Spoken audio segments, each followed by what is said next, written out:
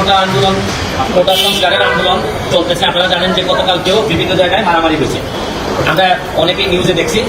আমার কাছে মনে হচ্ছে আজকেও দেখলাম যে ছাত্রলীগ প্রোগ্রাম দিয়েছে, আবার যারা কোটা সংস্কারের জন্য আন্দোলন করতেছেন তারাও প্রোগ্রাম দিয়েছে। মোটামুটি দেখা যাচ্ছে যে একটা মারামারি অবধারিত। এই পর্যায়ে আমার কাছে মনে হয়েছে যে আমি একজন এমপি হিসাবে আমার কিছু কথা বলা দরকার।